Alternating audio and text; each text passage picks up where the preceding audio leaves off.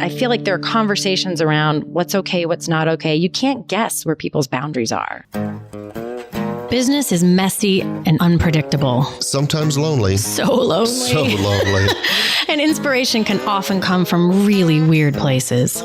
We pick up where the bullet point blogs and the highlight reels leave off. We start with the stories. Welcome back to So Here's My Story. I'm Jody. I'm Elliot. And today we're doing something a little different. We are doing something. And now for something completely different. Yes. It's not completely different. No, but it does have to do with the story. And so here's my story. Yeah, because normally what we do is we tell a story and then we just roll from there and see where it takes us. And today we're sort of reverse engineering that because Kelly in our Facebook group surfaced this really cool issue. And she did. I really love this issue, by the way. Yeah. Yeah. So we're going to get into some talking about like the ask, like how much is too much to ask of your people and where those boundaries are. And and we get into employee engagement and the baggage that comes along with the ask. It's a really cool issue to raise. So thanks, Kelly. Ask baggage. That's ask baggage. Let's not say that fast 3 times. Let's not. Anyway, so quick announcement though. In 2 days from it depends on when you're listening to this, but the day that this episode comes out will be July 16th. On July 18th of 2019. Happy hour. We're having our happy hour. So go all details, which are unfolding as we speak, will be on our Facebook page. So here's my story on Facebook.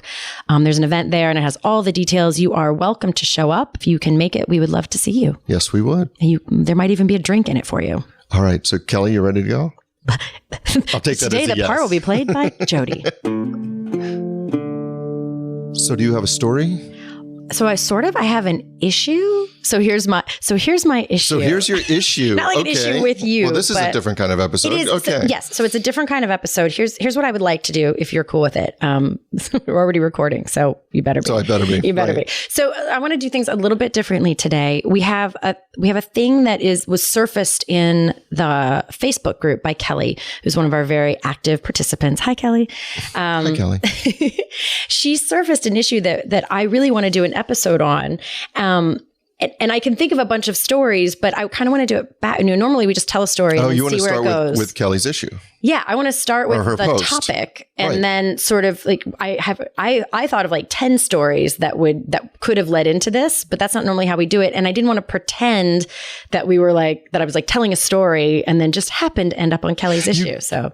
You didn't actually get a recording from Kelly on this. No, like when we're more organized and think ahead and of where we do, like I would love it if I had Kelly reading this. So one of us has to be Kelly. Yes. I think that should be me. I think that's probably you. All right. So I'm going to read this, exactly what Kelly wrote. And then we'll see where it goes from there. Because I know I have a few stories. All right. P.S. Episode idea for the future, maybe.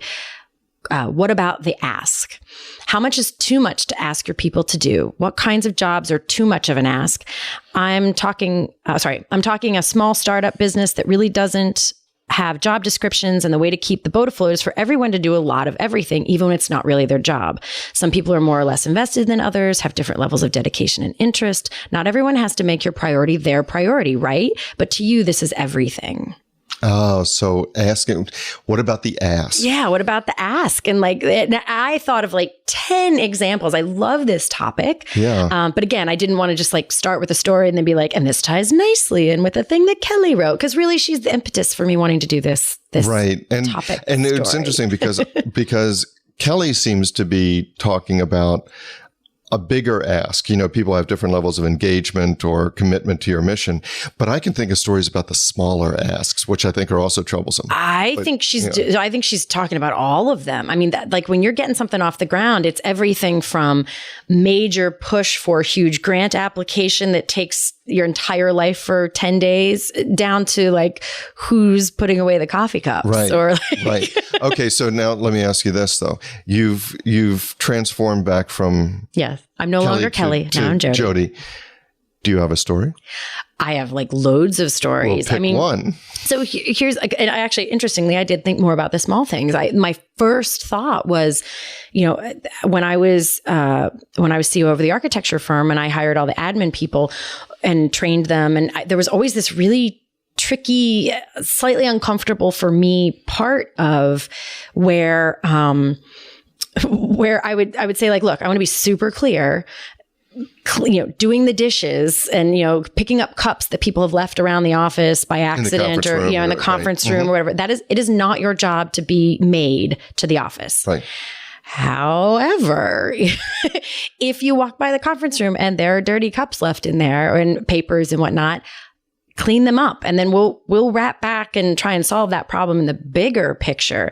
But it's also not your job to just walk past a thing and not do the thing. And it was such a, like, even now I'm sort of stumbling to say, like, because I didn't want it to feel like that was the expectation, that they're supposed to tidy up after the architect. But there, and we run into this all the time. We obviously have a lot of client meetings, a lot of meetings in general in our conference room. And particularly with clients, they'll have a cup of coffee and we're not going to ask them, oh, could you please clear that and put that in the dishwasher? So the conference room is left and it's not a mess, but there are a couple coffee cups that can't stay there.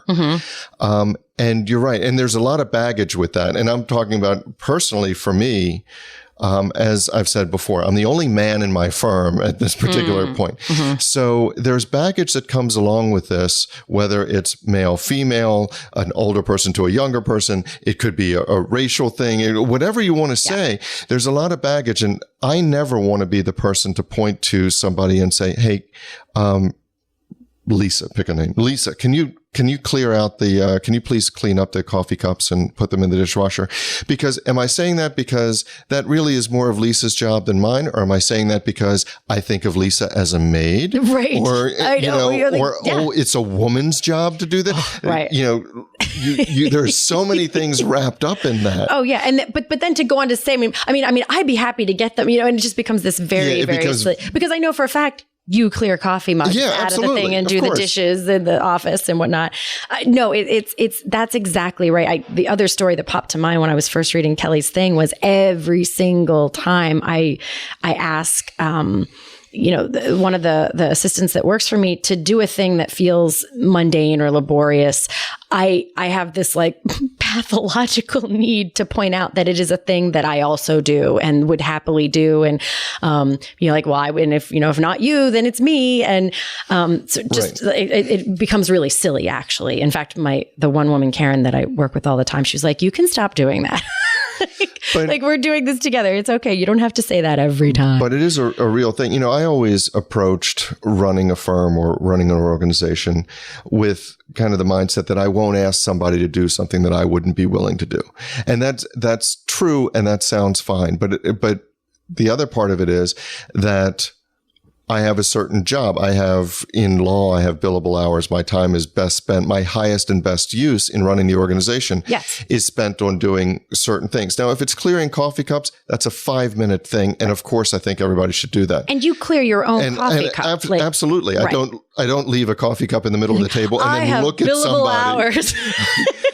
And I am reminded, I'll go on a slight tangent. I am reminded of a story that one of my lawyers has told, that when she was a young associate, was out at a client meeting with a partner, and they were walking into the client's building, and they got to the front of the car he had driven. They walked to the front of the car. He put down his briefcase, and she stopped because she didn't know, is he having a stroke? Is he did it become too heavy? What happened? But he stopped and he looked at her, and she looked at him, and he said to her, "Associates carry briefcases." Oh. Yes. And she said, like a bag boy? Yes, I mean, like a exactly caddy? that. Associates carry briefcases. And she said, well, I guess this one's staying in the lot. And she walked on. Wow. Hats off. And then, because she could have lost her job. She could have whatever. And, but that's one example of, it's just a horrible ask, I'm too big for this. I don't clear coffee cups. I don't carry my own briefcase. Absolutely. That's your job. And go ahead. No. But at the same time, there are certain things that, my highest and best use is being spent on the phone with clients and not typing up this thing or whatever it is. Yeah. Well, it's funny. There is this, like, cause I do whole sessions with teams on trying to elevate everyone. If everyone is working at their highest and best use, like that is just what makes for a really well functioning thing. And just to be really clear, when I was talking about the architecture firm, the culture, the rules of the organization was everyone is responsible for their own things. Like that was the rule, is that you're supposed to clean up your own stuff. And so but that would just fall down sometimes. Like maybe sometimes people would leave the room planning to come back and then forget and have left stuff there, right. And so this was like a catch-all. But interestingly, and you know what, actually, this is a quick side note. The way we solved that coffee cup problem was we used to have all these plain white cups, and we got rid of them. And had everyone bring in their own very distinctive cup that was like their mug. And then we just had a very small number of them for guests, but we only had like 5 or 6, and you weren't allowed to use those. Those were for guests only. So if there was a white cup around, you knew it was a guest cup, and you'd be like, oh, I'm going to grab that. Because sometimes people walk by things because they're like, well, maybe somebody's still drinking that. I'm not going to take it and dump it out. I don't know for sure that that's there. But otherwise, you knew it was Jim's cup that was in the middle of the table. So that was one way we got around, but that's just sort of a random side note. But here's a funny thing, say that your story made me think of with the thing. This is when I was still the receptionist at the architecture firm, and we hired a new architect, and I was showing him around, and I did something like, maybe I don't think I got him a coffee, but for some reason we were standing in the kitchen area, and I did something that was helpful. I don't remember what, because I was trying to make him feel very welcome and taken care of. And he said this sentence, and I kid you not, I may have even mentioned this on a previous episode. He was like, "That's so great that you guys did that, whatever it was we had done that was like over the top or something." He said, "At my last firm, the help was so like," and I don't even know what he said. That's when your mind turns off at the help. Like, did you just call me the help? And he was like, well, I meant like, but I was like, I'm sorry. That's like, we're like, done. Wow, you just called me the help. And it was pretty funny. But that is exactly what we're talking about, is like you ask people. To get back to the very last line of Kelly's thing, which I think is so important, if you've started this company, you're building this company, or a team or an initiative or whatever it is, it's your baby. Like you're all in, you want to give it your all, and knowing what to ask, like what's okay to ask. I don't know that there are actual rules. I mean, I feel like this is such a, sometimes I feel like a one-trick pony, that this is my answer to so many things, but it feels like a conversation you have to have with your people. Like this is an initiative or a time or a period in our companies where we need everybody all in, probably doing more than is even fair to ask.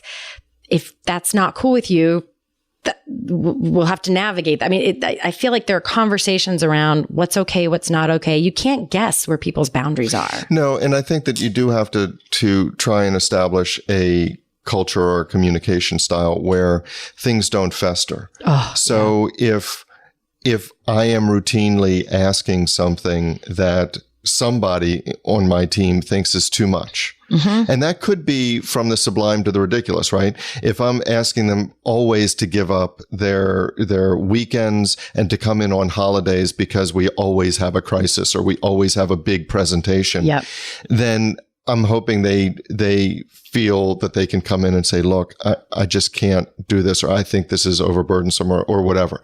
Or I always feel like I'm the one that has to clear the conference room for coffee cups or whatever. Like you want that stuff surfaced. So you want it surfaced so that it doesn't fester. But when you said, the help, I often have, and it really has been often, have conversations where somebody, and a lot of times they're a little bit older than I am, but older lawyers, whatever, they will say the phrase, "Get your girl. Can you get your girl to do X, Y, and Z?" And all of a sudden I'm back in the 1950s. Whoa. Operator, but I have heard that, and I've heard it described of each of the attorneys here. Yeah, I spoke to your girl. Can you just get your girl to do this? And the hair on the back of my neck stands up, and it's just, so there's that dismissive attitude that you have, that somebody is less than, they're the help, or they're your girl, or whatever it is. But I think what we're talking about here is the opposite side of that, which is you want people to realize their importance to the organization, but also that manifests in maybe interference in their personal lives. It manifests in maybe menial tasks that didn't come with their college degree. Yeah. I mean, right before we went on air, you looked up and you said, your clock has stopped in here. And it has. The clock has stopped. And I know that the batteries have to be changed, and you have to have a visual. It's this big clock. You have to take it off the wall. It's a production. Clock. It's not just something on the desk where you switch out the AA batteries. Mm-hmm. You have to take it off the wall. It would take 3 minutes, but you well, maybe not according to this clock, but it would, but you have to take it off and you have to put the batteries on. So you have to actually do it. And in thinking about Kelly's story, I just haven't found the time to do it, but I'm not going to go into one of our team members, one of my people, and say, hey, can you change the batteries in the clock? Because that sounds like it's not in their job description either. Well, that's the thing is that there are all these things that aren't in all this stuff. Everything we're talking about is the beyond the job description stuff. Yes. And how, the question that Kelly was surfacing is how much is too much? Like how much is too much to ask? And it's so interesting to me. I will have people talking about something and they'll surface a thing that they'll say, well, my job expected me to do this. And that's just, I can't believe, that's not okay. And it's a thing that I'm like, oh, I'd be totally okay with that. That's not, but that to me just is always a reminder that I think it's dangerous always to be trying to guess where someone else's boundaries are. And that's really, I sat in an exit interview with a client a couple weeks ago, and he was sort of talking about some things that he had found really not okay. He actually used the word like hostile work environment. And then he went on to describe if he named 4 things, 3 of them were things that I was like, that's not, I think that's, that it was hard for me to understand how that felt hostile. And so I think it's just a conversation and being, it's 2 things. It's the conversation. And I think you said this, maybe I just inferred it from something you said, also demonstrating that no one is above anything. Oh, absolutely. I think that's part of how you build that culture is no one is above the responsibility to walk past the conference room and make sure it looks good for the next people who walk in. No one. Right. And that includes you. Maybe that's this fine line. I was trying to say in those moments, like no one here is above changing the clocks. Everyone should be ready, willing, and able to do that bucket of things. Yeah. And at this point in the firm, I don't think anybody resents filling the dishwasher or doing whatever or emptying it out or clearing the coffee cups off the conference room table because everybody has done it and everybody's seen everybody do it. So it's just like you're not being pigeonholed as the help. Right. But, when you talk about the conversation, there are a couple ways that I found useful to have those conversations. One is to just be upfront when somebody comes on board, which is, here are some things you might not like about the job. Right? Some things. Sometimes evenings, weekends. Sometimes you might have to do evenings, weekends. Sometimes you might have to do this. And so I need to know, is that okay? Because I don't want somebody coming to me saying, if I had only known this about the job, I might have thought twice about accepting it. Yeah. So that's one thing about the hiring process. But there are conversations where you can label it and you can label yourself and you can say, you probably think I'm being unreasonable by asking you to come in on the weekends. And a lot of times what happens in those conversations is the other side says, no, I don't think you're being unreasonable. I mean, I understand we have this big thing to do. I just wish that we had more advance notice, or I just wish it wasn't, 3 weekends out of 4 in the month, or I just wish, but it's broaching the subject. And not only that, but giving voice to the worst criticism you can see leveled at you. You probably think that I don't value your work. You probably think that I do this. And negotiators do this all the time in order to take the sting out of what the other side says, because a lot of times the other side will come back and say, well, I don't exactly think that. And then you can have a more constructive conversation, because what what they feel has to be left unsaid, you just said. Interesting. It's funny. Like I understand how that works and the value of it. It sounds ever so slightly like the passive aggressive. Well, I know you don't actually love me. So that the other person says, I love you so much. Well, like it depends on what that label is. Yeah, exactly. But I do think that however you do it, and that's just one way that I found to be helpful. And I actually got that from a book that I read a while ago from Chris Voss called Never Split the Difference. And he was an FBI hostage negotiator. And his point was, if they have 4 hostages, it's not good enough to go, well, give me 2 and you can keep right? So you never split the difference. So he was talking about certain ways that he gets people talking about the things that are most important to them. And in that situation, what's most important to them is a matter of life and death for hostages, et cetera.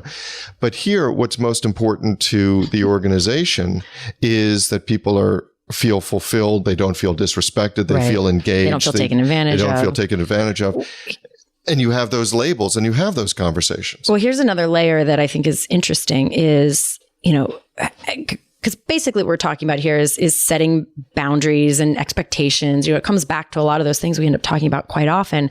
But so I have a client who is in an industry that involves, it's sort of in the realm of accounting. They're not accountants, but every month they have like month-end close for a huge company, and and then quarterly there are things, and then year-end is big. It's kind of like my dad was in inventory management, and just there's no getting around the fact that at the very end of the year, supply chain management, you have to do inventory. Well, that's a stinky week to have to. It's between Christmas and New Year's. It meant we had to be around. Like we couldn't go somewhere. Take vacation. You can't take vacation that week, and it kind of sucked, but that is when you do year-end inventory, and it stinks. But sorry, this is a crappy part of the job. But back to my client, they hired this person who from the get-go said, I don't know if this is a sticking point, but I am only ever going to be a 9 to 5 Monday. You will have 100% of my attention when I'm here. I'm not going to be on Facebook or texting or taking smoke breaks or whatever. Like I will plow while I'm here, but I will get here when we open and I will leave at 5 and I can't do evenings, weekends, whatever. And they debated that, because they're like, how important is that? Whatever. And it's been really interesting because, it's an agreement. They worked on it, but it does, and they're respecting her boundaries. So they're doing everything that we have advised. And it works for this woman, but it does end up, there is this weird like flavor in the crock pot of their team, because this woman, even though it's a set expectation, feels a little bit bad, I think, when everyone else is staying and working till the middle of the night. Yeah. And everyone else is a little bit kind of like, yeah, she set a line that I wasn't brave enough to set. Right. And actually, here's the weird thing.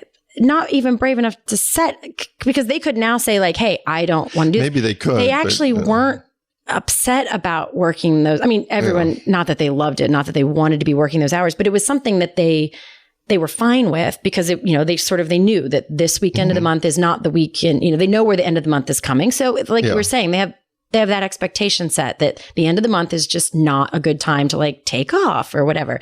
But now that there's this other person, it just kind of shines this light on like, oh, not everybody has to work this hour, Right.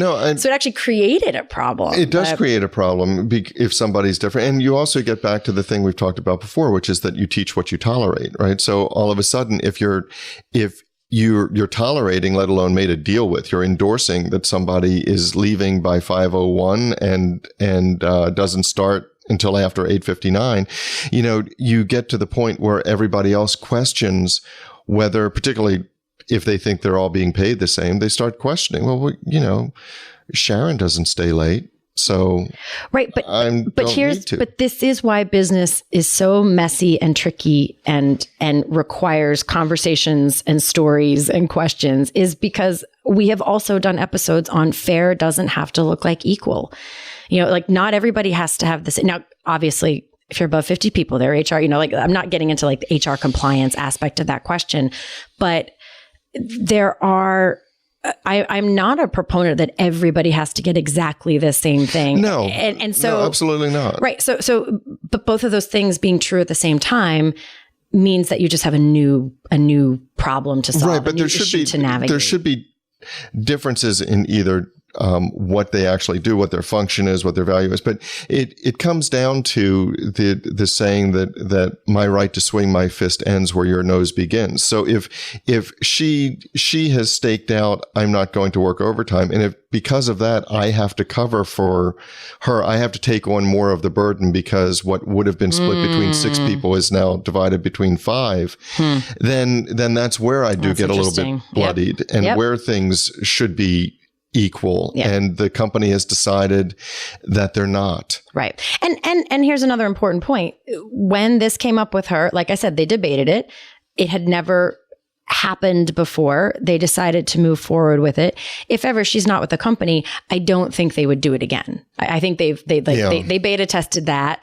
It's just not like they might under the exacting right circumstances, but they have a new awareness now. Now they're not going to take that away from her and say suddenly you have to work, whatever. Right. But that what is too much to ask of people is a really interesting, because the one thing we also have not covered here is that there's a word for extraneous, when you have something effort, they're like, oh shoot, I can't think of the word. All I can think of is extracurricular, and that's the wrong word.